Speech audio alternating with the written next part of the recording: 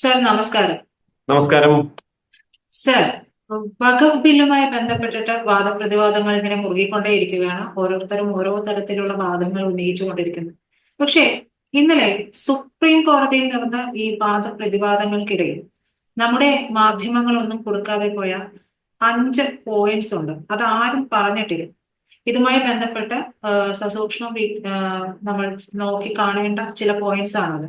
അതേക്കുറിച്ച് ഒന്ന് പറയാമോ സർ? അതായത് ഈ കോടതിയുമായി ബന്ധപ്പെട്ട കാര്യത്തിൽ ഒന്നാമത്തെ ദിവസത്തെ വാദങ്ങളെ സംബന്ധിച്ച് മലയാള മാധ്യമങ്ങൾ വളരെ വിശദമായിട്ട് റിപ്പോർട്ട് ചെയ്യുകയും കേന്ദ്ര ഗവൺമെന്റിന് ശക്തമായ തിരിച്ചടി കിട്ടി, ഇതാ സ്റ്റേ ചെയ്യാൻ പോകുന്നു, പോയി, ഇപ്പൊ ചെയ്യും, നാളെ ചെയ്യും എന്നുള്ള മട്ടിലൊക്കെയുള്ള ഒരു പ്രചരണമാണ് ഒന്നാം ദിവസം വാദം കഴിഞ്ഞപ്പോൾ കേരളത്തിലുണ്ടായത്.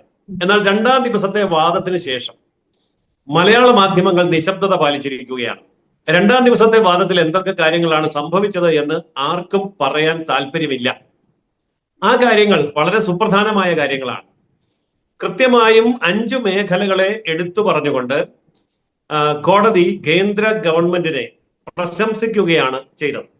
അതിലൊന്നാമത്തെ കാര്യം, ഈ വഖഫ് ബോർഡിൽ സ്ത്രീകളുടെ പ്രാതിനിധ്യം എന്നുള്ളത് ഗവൺമെന്റ് ചെയ്ത ഒരു നല്ല കാര്യമാണ് എന്നും സ്ത്രീ പ്രാതിനിധ്യം പ്രശംസനീയമാണ് എന്നാണ് സുപ്രീം കോടതി പറഞ്ഞത്. രണ്ടാമത്തെ കാര്യം, മുസ്ലിം സമൂഹത്തിൽ പിന്നോക്ക മുസ്ലിങ്ങളുണ്ട്. ആ പിന്നോക്ക മുസ്ലിങ്ങൾക്ക് ഒരു കാലത്തും വഖഫ് ബോർഡിൽ യാതൊരു വിധത്തിലുള്ള അംഗീകാരവും അംഗത്വവും ലഭിച്ചിരുന്നില്ല. ഇതൊരു സുന്നി ബോർഡായിട്ട് മാത്രം പ്രവർത്തിക്കുകയാണ് ചെയ്തത്. അപ്പോൾ മുസ്ലിം സമുദായത്തിലെ പിന്നോക്ക വിഭാഗത്തിൽപ്പെട്ട ജാതികളിൽ നിന്ന് ഉള്ള ആൾക്കാരെയും വഖഫ് ബോർഡിൽ ഉൾപ്പെടുത്തണമെന്ന് കേന്ദ്ര ഗവൺമെന്റ് പറയുകയുണ്ടായി. കേന്ദ്ര ഗവൺമെന്റിന്റെ പുതിയ ബില്ലില് അതുണ്ട്, പുതിയ നിയമത്തിൽ അങ്ങനെയാണ്. അപ്പോൾ അത് സുപ്രീം കോടതി പ്രശംസിച്ച രണ്ടാമത്തെ കാര്യമാണ്. മൂന്നാമത്തെ കാര്യം, സുപ്രീം കോടതി കണ്ടെത്തിയ വളരെ പ്രധാനപ്പെട്ട ഒരു കാര്യമാണ്. അതായത് വഖഫ് ബോർഡിന്റെ കീഴിലുള്ള സ്വത്തുക്കൾ, അതിന് യാതൊരു രജിസ്റ്ററുമില്ല. അതിനൊരു രജിസ്റ്റർ കണ്ടെത്താൻ ഇന്ന് വരെ സാധിച്ചിട്ടുമില്ല. അതുകൊണ്ട് ഇന്ത്യയിലെമ്പാടുമുള്ള വഖഫിന്റെ സ്വത്തുക്കൾ കേന്ദ്രീകൃതമായ രീതിയിൽ ഒരു പോർട്ടലിൽ രജിസ്റ്റർ ചെയ്യണം. കൃത്യമായും വസ്തുവിന്റെ വിസ്തീർണം എത്രയാണ്, മാർക്കറ്റ് വാല്യൂ എത്രയാണ്, ആസ്തി എത്രയാണ് എന്നിങ്ങനെയുള്ള എല്ലാ കാര്യങ്ങളും ഈ പോർട്ടലിൽ രജിസ്റ്റർ ചെയ്യണം എന്ന് പറഞ്ഞത് വലിയ ഒരു നല്ല കാര്യമായി സുപ്രീം കോടതി പ്രത്യേകം പരാമർശിക്കുകയും കേന്ദ്ര ഗവൺമെന്റിനെ പ്രശംസിക്കുകയും ചെയ്തു.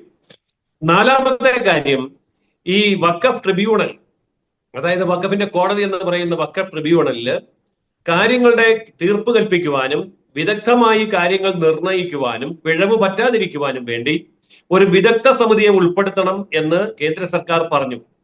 അപ്പോൾ കേന്ദ്ര സർക്കാരിന്റെ പുതിയ നിയമത്തിൽ വഖഫ് ട്രിബ്യൂണലില് ഈ വിദഗ്ധ സമിതി കൂടി ഉണ്ട്. ആ വിദഗ്ധ സമിതിയെ നിർദ്ദേശിച്ചതും വളരെ നല്ല കാര്യമാണ് എന്ന് സുപ്രീം കോടതി പറഞ്ഞു. അഞ്ചാമതായി സുപ്രീം കോടതി പറഞ്ഞത്, മുസ്ലിം സമുദായത്തിലെ പിന്നോക്ക വിഭാഗം എന്നതിനേക്കാൾ പ്രധാനപ്പെട്ടതാണ് മുസ്ലിങ്ങളിലെ ന്യൂനപക്ഷം എന്ന് പറയുന്നത്. ആഗാ ഖാനി എന്ന വിഭാഗം, ബോറ എന്ന വിഭാഗം, ഇവരൊന്നും സ്വർഗത്തിൽ പോവില്ല എന്നാണ് ഇപ്പോഴത്തെ നിയമം അനുസരിച്ച് ഇപ്പോഴത്തെ വഖഫ് ബോർഡൊക്കെ പറയുന്നത്. കാരണം അവരൊന്നും ശരിയായ മുസ്ലിങ്ങളെ അല്ല എന്നാണ് പറയുക. പക്ഷേ മുസ്ലിങ്ങളാണ് താനും. അങ്ങനെയുള്ള ആഗാ ഖാനി വിഭാഗത്തിനും ബോറ വിഭാഗത്തിനും ഈ പറയുന്ന ആ ന്യൂനപക്ഷ വിഭാഗങ്ങൾക്ക് വഖഫ് ബോർഡിൽ അംഗത്വം കൊടുക്കണം എന്ന് കേന്ദ്ര ഗവൺമെന്റ് ഉണ്ടാക്കിയ പുതിയ നിയമത്തിലുണ്ട്. അപ്പോൾ ഇതാണ് അഞ്ചാമത്തെ പ്രശംസനീയമായ കാര്യമായി സുപ്രീം കോടതി ചൂണ്ടിക്കാണിച്ചത്. എന്നാൽ ഈ പറഞ്ഞ 5 കാര്യങ്ങളും കേരളത്തിലെ മാധ്യമങ്ങൾ കണ്ടതായി നടിച്ചിട്ടില്ല.